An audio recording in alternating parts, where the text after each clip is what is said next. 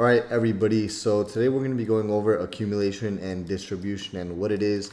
Now, this isn't necessarily going to be a system of trading, and today's video is probably going to be a little bit shorter than the rest of the videos just because the topic isn't a very broad topic to talk about, but I feel like it's definitely something I want to, educate you guys on because it is pretty important when it comes down to our trading system, which is supply and demand, and that is something that we will see throughout the future and throughout your trading and throughout trading support and resistance, and what it is exactly. So pretty much when it comes down to when it comes down to accumulation and distribution, it happens in all forms. Obviously, we know the definitions of accumulation, where you're just gathering up a bunch of stuff. Like, let's just say I was going to the grocery store, and I knew the COVID-19 pandemic was going to come and hit the market, right?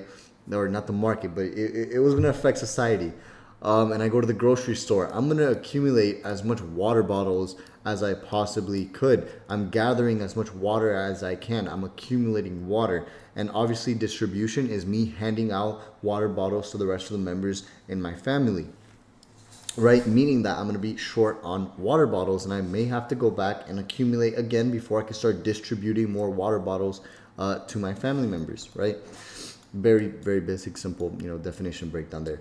But anyways, when it comes down to supply and demand, what happens at these levels before we see the markets really take off is accumulation and distribution. Now let's bump it down to the 4-hour time frame really quickly here. So here we're looking at GBP, JPY, and 149.200 is a level of supply, right? This is an area where every time price hits this level, we have a big bounce in the opposite direction because price is very cheap and price moves off of this direction. Now, if we look at price here, what's going on here is that we see price moving sideways.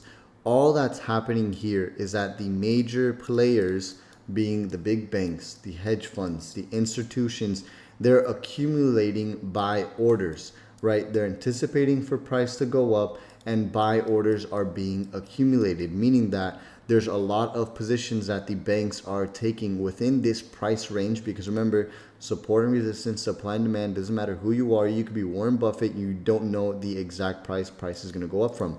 Notice how we had an initial reaction here, then we had price come all the way down here, breaking your support level, and you being your newer trader, you're like, oh, support is broken, when that's not the case. Support, resistance, supply and demand is all a zone, right? And all that's happening here is that banks are accumulating on buy positions to when the actual position takes off. As you can see, it takes off in the right direction typically, and then banks start to distribute. When we see big sell-offs like this at big levels of resistance, right, that's the big banks, the big hedge funds distributing their positions, meaning that they are closing their buy positions because they have made a profit. And typically that causes a chain reaction where you see a big sell-off in the market because more and more people start to see the market going the opposite direction, and we see the big sell-offs. A lot of people start distributing their buy positions. Now, different types of trading strategies that banks have used as well. Now, I'm not saying I'm a banker trader, but is a different form of accumulation and distribution, is where we see price have really big rallies to the upside like this, and as price starts pulling back more and more, they'll start adding buy positions, meaning that they're adding buy positions as price is continuing in the opposite direction before they move price bullish, right? So let's just say that the banks sold. I'm going to use these lines here just to make an example, right? Let's say the banks ended up taking a buy here, right? I'm going to make this green. They took a buy there. Let's just say they took another buy position here. Let's just say they just took another buy position here now. When this position down here starts going into profit, it should start covering the loss of this position and this position.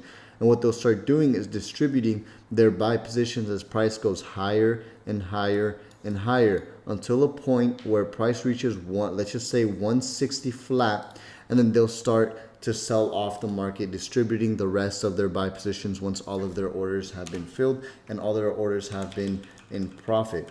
right? But again, that's all that's happening here, is that buyers or banks are accumulating in positions. So let's say here they're accumulating on buy positions. Here they start selling them and start accumulating on sell positions, where we see a big sell off in the market. They'll probably accumulate some more here, all the way back down to the next level, which will start accumulating on buy positions again. And this is how banks move the market. Now, there's obviously so much more that goes involved when it comes down to moving the actual markets themselves. Now, typically, you have what's going on in the economy, if the economy is doing well or not, the amount of supply of that specific currency that's circulating in the economy. Then you have big businesses doing big transactions, and whatever the case might be is, when businesses move billions and billions of dollars from, let's just say, the pound to the yen, you'll see a big reaction out of price there. There's so many news events that, also occur to price movement as well. But I just kind of wanted to go over what accumulation and distribution is.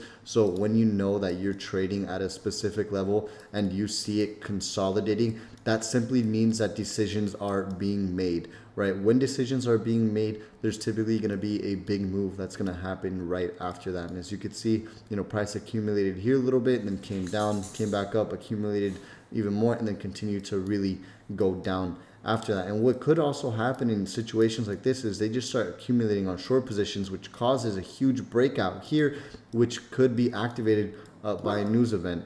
So hopefully you guys did understand that. So I just wanted to give everybody a quick lesson on accumulation and distribution, just so you guys understand the overall idea behind it. And I'll talk to everybody in the next section.